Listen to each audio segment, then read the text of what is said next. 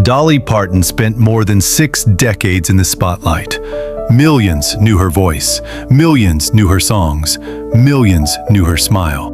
But there was one man who knew Dolly before she became a worldwide superstar. His name was Carl Dean. He wasn't a singer, he wasn't an actor, he didn't want to be famous. And for nearly 60 years, he remained one of the most private husbands in the entertainment world. Their love story began in the most ordinary way imaginable, outside a laundromat in Nashville. And somehow, that chance meeting became a marriage that lasted nearly 6 decades. When Carl died in March 2025 at the age of 82, Dolly lost the man who had been beside her through almost her entire adult life. And when Dolly died in August 2026, their extraordinary love story came to an end. But the story itself remains. It was 1964. Dolly Parton was only 18 years old. She had just moved to Nashville with dreams of becoming a professional songwriter and singer. Nashville was the place where country music dreams could become reality. But Dolly was still an unknown young woman trying to find her place. Then something completely unexpected happened. She met Carl Dean. The two crossed paths outside the wishy-washy laundromat on the day Dolly arrived in Nashville. Carl was 21. Dolly later remembered being struck by the fact that he actually looked at her face while speaking to her. For Dolly, that mattered. She was entering a world where people were interested in appearances, fame, and ambition. Carl seemed interested in her. Not the future celebrity, not the singer, just Dolly. That ordinary meeting would change both of their lives. Carl Dean was almost the complete opposite of Dolly Parton. Dolly loved performing. Carl preferred privacy. Dolly was comfortable in front of cameras. Carl avoided them. Dolly's career eventually took her around the world. Carl was happiest living a much quieter life. Carl Dean was almost the complete opposite of Dolly Parton. Dolly loved performing. Carl preferred privacy. Dolly was comfortable in front of cameras. Carl avoided them. Dolly's career eventually took her around the world. Carl was happiest living a much quieter life. And yet, those differences seemed to work. Dolly once explained that opposites attracted them. She described Carl as a deeply secure person with a great sense of humor. He could make her laugh, and for someone whose life would eventually become incredibly complicated, having someone who could simply make her laugh may have been priceless. Carl didn't need Dolly's fame, and Dolly didn't need Carl to become famous. That independence became one of the foundations of their relationship. Dolly and Carl dated for about 2 years.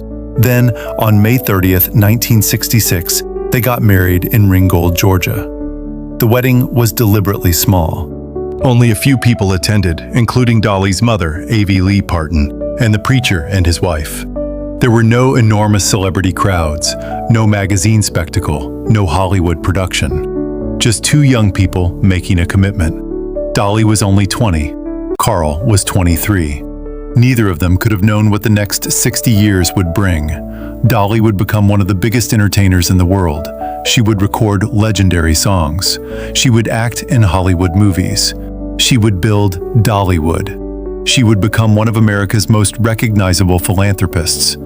And through it all, Carl would remain her husband. As Dolly's career exploded, something unusual happened. Carl didn't follow her into the spotlight. He stayed away. Very few public appearances, very few interviews, very few photographs. For years, people barely saw him. That led to jokes and rumors. Dolly even joked that people sometimes wondered whether Carl actually existed. But Carl wasn't interested in proving anything. He had his own life, his own work, his own interests, and he didn't need the attention that came with being married to a superstar. That may have helped protect their marriage. Dolly could be Dolly on stage. Carl could be Carl at home. And when the cameras turned off, they could simply be husband and wife. What made the relationship last? There wasn't one magical answer. Dolly often spoke about the importance of giving each other space. She and Carl didn't need to do everything together. They had separate interests. they had separate routines, and they respected each other's independence. Their relationship wasn't built around constantly appearing together. It was built around knowing that the other person would still be there. That became especially important as Dolly's career became more demanding. Tours, recording sessions, movies, television, business, public appearances. Dolly's life was constantly moving. Princess Diana and Prince Charles's iconic dance in Australia. The moment everyone remembered. Short script. In 1983, Princess Diana and Prince Charles arrived in Australia for their first major overseas tour together. Diana was only 21 years old. During the tour, the couple attended a formal reception at the Wentworth Hotel in Sydney. Then came a moment that became one of the most memorable images of their Australian visit. Charles and Diana took to the dance floor. Diana, dressed elegantly, danced with her husband as photographers captured the moment. To the public watching around the world, it looked like a perfect royal romance. And Diana's popularity during the Australian tour was extraordinary. Huge crowds gathered wherever she went, with people eager to catch a glimpse of the young princess. The tour helped establish Diana as an international celebrity in her own right. But years later, the images of the young couple dancing would be viewed differently. Their marriage eventually became deeply troubled. Charles and Diana separated in 1992, and their divorce was finalized in 1996. Yet photographs like this remain frozen in time. For one moment in Australia, the world saw a young royal couple dancing together and believed they were watching a fairy tale. Do you remember Princess Diana's 1983 Australia tour? Follow for more rare Princess Diana photographs and fact-based royal history. Carl remained her private anchor. One of the most fascinating parts of their story is connected to one of Dolly's greatest songs, Jolene. The song was released in 1973, and Dolly later explained that its inspiration came from a real situation involving a woman who seemed interested in Carl. Dolly turned that moment of insecurity into one of the greatest country songs ever written. The song is about a woman desperately asking another woman not to take her man. But behind the song was a real emotion: jealousy, fear, love, and vulnerability. Carl's quiet presence had become part of Dolly's creative world. Their relationship didn't simply exist away from her music. Sometimes it became the music. Dolly and Carl never had children. Over the years, Dolly spoke openly about this decision, and sometimes wondered what motherhood might have been like. But she also believed that not having children gave her the freedom to pursue her career and philanthropic work. Instead, Dolly became deeply involved with children through her charity work. Her Imagination Library eventually provided hundreds of millions of free books to children. In a strange way, Dolly's enormous maternal love found another outlet. She could help millions of children, even though she and Carl never became parents themselves. Their marriage wasn't perfect. Dolly has been honest that there were difficult periods in her life. She experienced major health challenges. She experienced emotional struggles. And she has spoken publicly about a painful period involving an emotional affair. But instead of pretending their marriage had been effortless, Dolly acknowledged that relationships require work. They had disagreements. They had difficult moments. But they continued choosing each other. That may be one reason their story feels different from so many celebrity marriages. They weren't perfect. They were committed. In 2016, Dolly and Carl celebrated their 50th wedding anniversary. After 5 decades together, they renewed their vows. It was a remarkable milestone. By then, Dolly had already achieved almost everything imaginable: awards, hit records, movies, business success, international fame. But the relationship that began when she was an unknown 18-year-old in Nashville was still there. Carl had been there before the fame, before the money, before the awards, before the millions of fans. He knew Dolly when she was simply Dolly, and that made their bond especially meaningful. Then came the moment Dolly never wanted.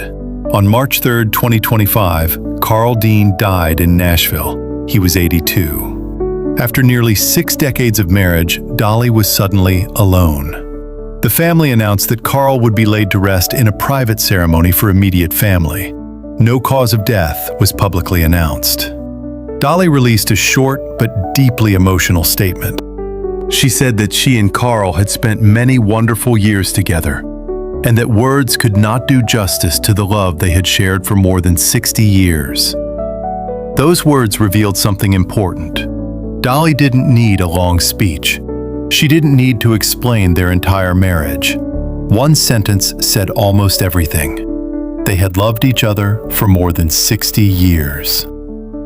For the first time in nearly 60 years, Dolly had to face life without Carl. She continued working. She continued writing music. She continued appearing publicly.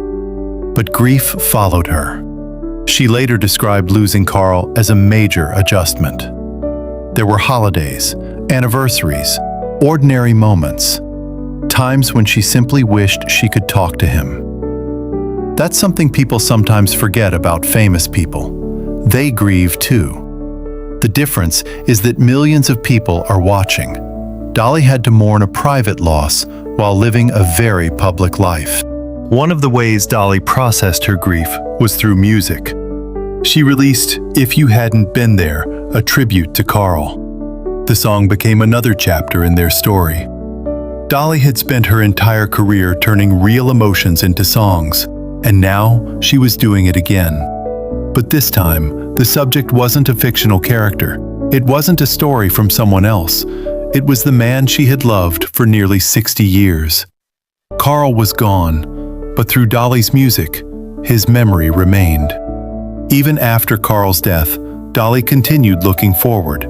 She had projects, music, books, business ideas, and plans for the future. She didn't simply stop living because she lost the person she loved most. Instead, she carried him with her. That may be one of the most powerful lessons from their relationship. Sometimes love doesn't end when someone dies. It changes. It becomes memory. It becomes music. It becomes photographs. It becomes stories. And it becomes the quiet moments when you still think about the person who isn't there anymore. Then, just 17 months after Carl's death, another heartbreaking announcement came. On August 25, 2026, Dolly Parton died at the age of 80, following a brief battle with cancer. For her fans, it was the end of an extraordinary life. But for many people, there was another thought. Carl and Dolly were finally together again. Her nephew Brian Seaver described Dolly as being in the arms of Jesus and reunited with Carl in the family's announcement. For fans who had followed their love story for decades, that thought brought comfort. Dolly and Carl's relationship is remarkable because it wasn't built for the cameras. They didn't need to constantly prove their love. They didn't need matching outfits. They didn't need red carpets. They didn't need magazine covers. Carl loved Dolly before the world knew her name, and Dolly continued loving Carl after she became one of the most famous women on earth. He didn't become famous because of her. She didn't become famous because of him. They simply remained two people who had chosen each other. Maybe that's why their story still matters. Because their marriage wasn't a fairy tale. It was real. It had difficult moments. It had distance. It had sacrifice. It had laughter. It had grief. And it had nearly 6 decades of choosing one another. Dolly once described Carl as someone who made her laugh. Perhaps that's what she needed most. Not another celebrity, not another performer, not someone competing for attention. Just someone who could make her laugh when the rest of the world became too serious. They met outside a laundromat. She was 18, he was 21. She was chasing a dream. He wasn't chasing fame. 2 years later, they were married. And somehow, they stayed together through everything. The songs, the success, the arguments, the movies, the tours, the awards, the years apart, the quiet years, the difficult years, and finally, the loss. Carl went first. Dolly followed 17 months later. And now, the love story that began in Nashville more than 6 decades ago belongs to history. But perhaps love stories don't really end. They live in memories. They live in songs. They live in photographs. They live in the people who remember. And whenever someone hears Dolly sing, whenever someone hears Jolene, whenever someone hears I Will Always Love You, there is a little piece of that extraordinary life still alive.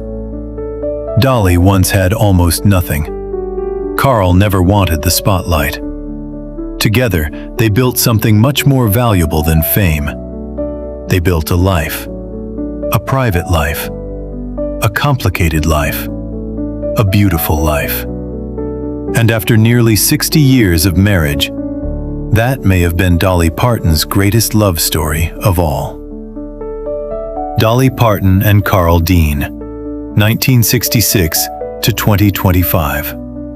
Two people, one extraordinary love story.